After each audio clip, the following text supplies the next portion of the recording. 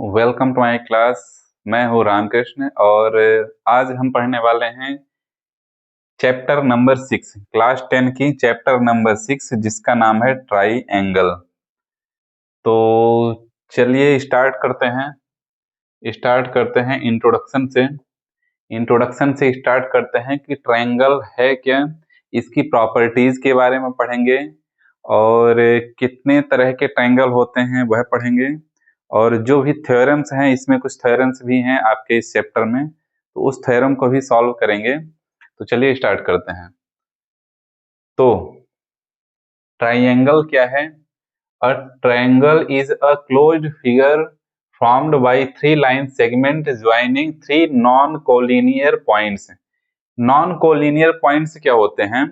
जैसे जैसे 3 पॉइंट जो एक ही लाइन पर ना हो, ऐसे पॉइंट्स जो एक लाइन पर नहीं रहे, तो यह नॉन कोलिनियर पॉइंट होते हैं। जैसे यह जो 3 पॉइंट हैं, यह एक लाइन पर नहीं है, और अगर 3 पॉइंट इस तरीके से बना हुआ रहे और जो एक ही लाइन पर रहे, तो यह कोलिनियर पॉइंट होते हैं।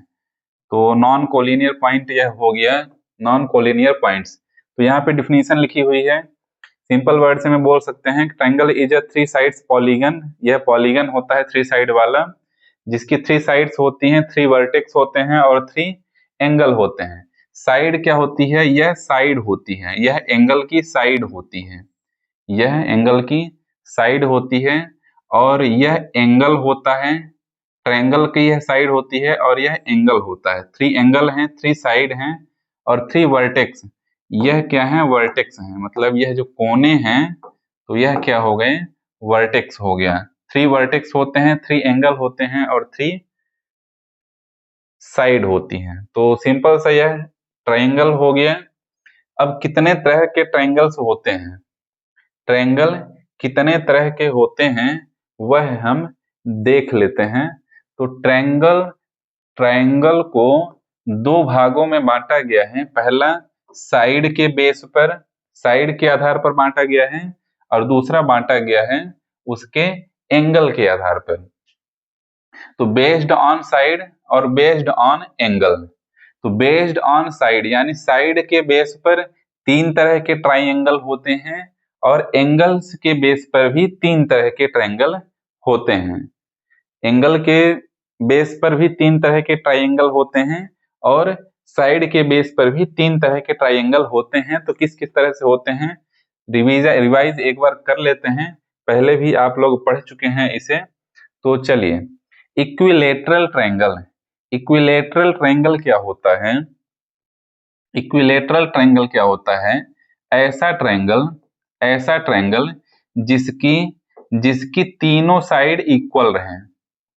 ऐसा ट्रायंगल जिसकी तीनों साइड इक्वल रहे, तीनों साइड इक्वल रहे, तो क्या कहलाता है? Equilateral triangle. इक्विलेटरल ट्रायंगल कहलाता है। आइसोस्केल ट्रायंगल किसे बोलते हैं? आइसोसेल्स ट्रायंगल किसे बोलते हैं?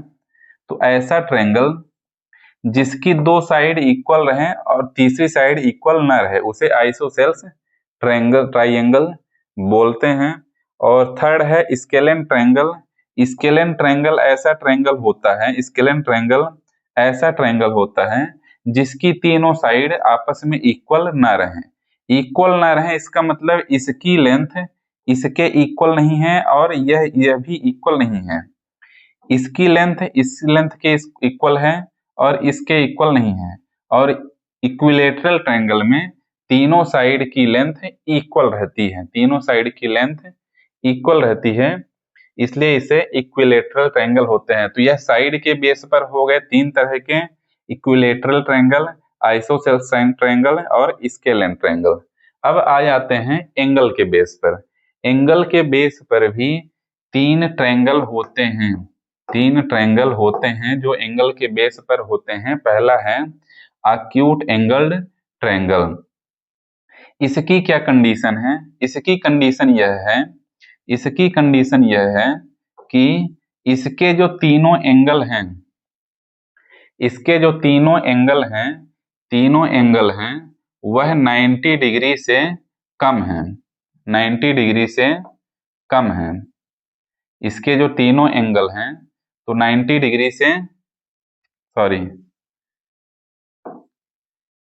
एक्यूट एंगल ट्रायंगल जो तीनों एंगल हैं, तीनों एंगल 90 डिग्री से कम है, तीनों एंगल 90 डिग्री से कम है, तो उसे बोला जाता है acute angle triangle, acute angle triangle. और राइट एंगल ट्रायंगल में एक एंगल 90 डिग्री का रहे, दो एंगल 90 डिग्री से कम रहेंगे, और एक जो तीसरा एंगल रहेगा, यानी तीन में से एक एंगल 90 डिग्री का रहे, तीन में से एक एंगल 90 डिग्री का रहेगा, तो उसे क्या बोलेंगे, राइट एंगल ट्रायंगल। तो फर्स्ट में एक्यूट एंगल ट्रायंगल की क्या कंडीशन है कि तीनों एंगल की जो वैल्यू है 90 डिग्री से कम है, तीनों 90 डिग्री से कम है। राइट एंगल ट्रायंगल में तीन में से एक एंगल 90 डिग्री का रहेगा, बाकी जो दो एंगल बचेंगे तो वह 90 डिग्री से कम होंगे। और थर्ड नंबर आ जाता है obtuse angled triangle, obtuse angled triangle. इसकी क्या कंडीशन है, इसकी कंडीशन यह है कि इसका एक एंगल, इस ट्रायंगल का एक एंगल 90 डिग्री से ज्यादा रहेगा। इसका एक ट्रायंगल में 3 एंगल होते हैं, तो 3 में से एक एंगल 90 डिग्री से ज्यादा रहेगा, 90 डिग्री से ज्यादा रहेगा, तो इसे क्या बोला जाएगा, ऑब्ट्यूज एंगल्ड ट्रायंगल। इस तरीके से बेस के आधार, साइड के आधार पर तीन तरह के होते हैं, इक्विलेटरल ट्रायंगल, आइसोसेल्स ट्रायंगल और स्केलेन ट्रायंगल। एंगल्स के बेस पर भी acute angle triangle, right angle triangle और ऑब्ट्यूज एंगल ट्रायंगल। तो यह आपका रिवीजन हो जाता है। नेक्स्ट चलते हैं, नेक्स्ट है कॉन्ग्रुएंट एंड सिमिलर फिगर्स। तो जो हमारे ट्राइएंगल्स हैं कब कॉन्ग्रुएंट्स होते हैं और कब सिमिलर फिगर्स होते हैं, यह देख लेते हैं। तो जब दो ट्रायंगल, यह दो ट्रायंगल बने हुए हैं, यह दो ट्रायंगल बने हुए हैं, तो इन दोनों ट्रायंगल का शेप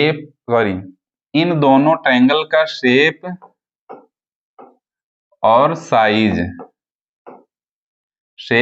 साइज दोनों इक्वल रहे, जितना शेप इसका है उतना ही शेप इसका रहे, और जितनी साइज इसकी है उतनी ही साइज इसकी रहे। तो इसका मतलब ये दोनों जो ट्रायंगल हैं वह क्या हैं, कॉन्ग्रुएंट्स हैं, यह दोनों ट्रायंगल कॉन्ग्रुएंट्स हैं।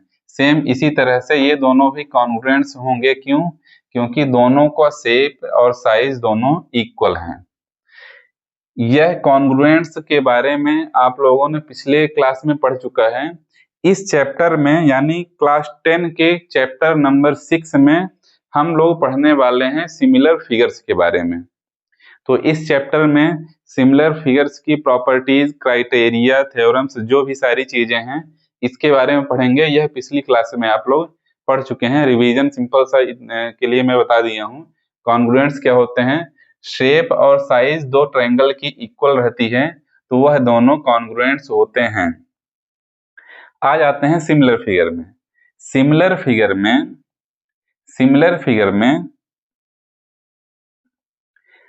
शेप इक्वल रहना चाहिए, शेप क्या है, इक्वल रहना चाहिए। साइज कोई मैटर नहीं करती है, शेप मैटर करता है।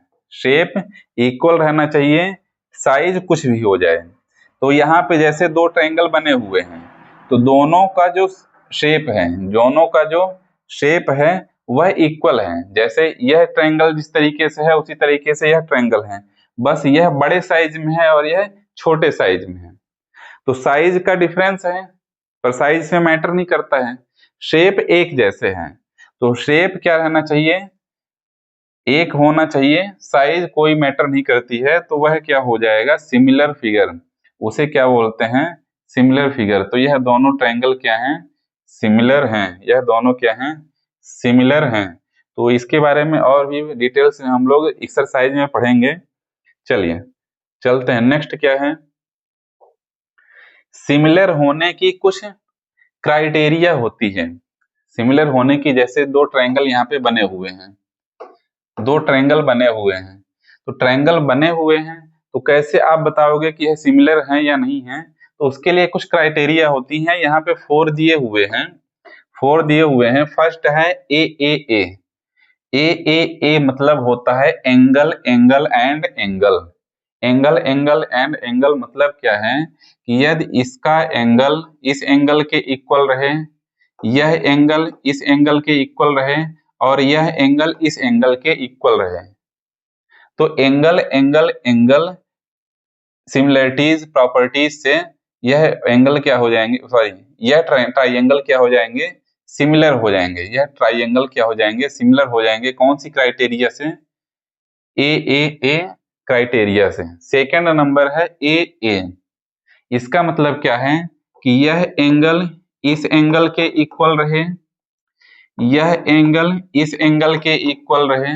तो अगर दो एंगल भी सेम हैं, यह एंगल इसके इक्वल रहे, यह एंगल इसके इक्वल रहे, या फिर यह इसके इक्वल है और यह इसके इक्वल है, दो तीन हैं, तीन में से कोई दो इक्वल रहे, तो एंगल एंगल क्राइटेरिया से यह ट्रायंगल क्या रहेंगे, सिमिलर हो जाएंगे।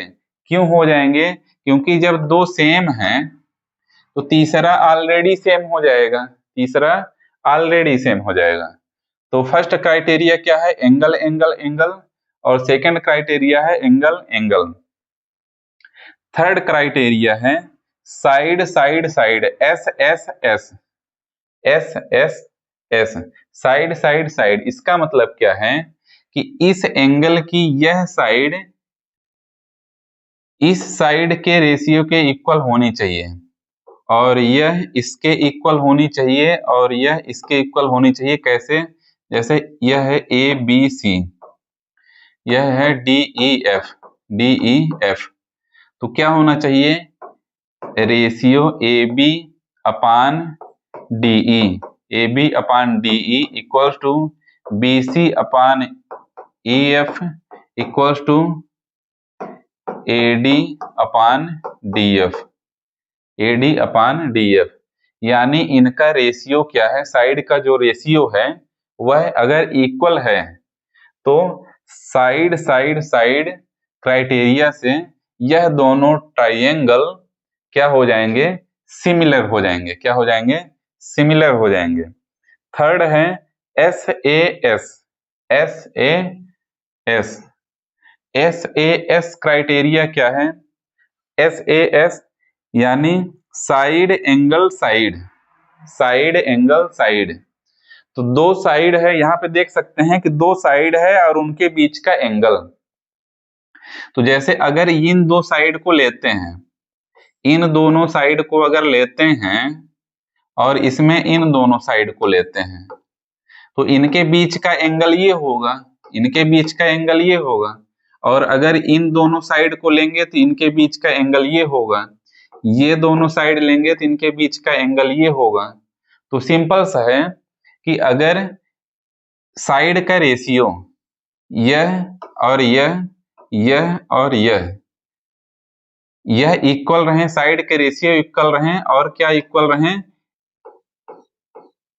एंगल, एंगल इक्वल रहना चाहिए। यानी angle A equals to angle D होना चाहिए, angle A equals to angle D होना चाहिए, और क्या होना चाहिए, A B upon D E equals to A C upon D F, A C upon D F होना चाहिए।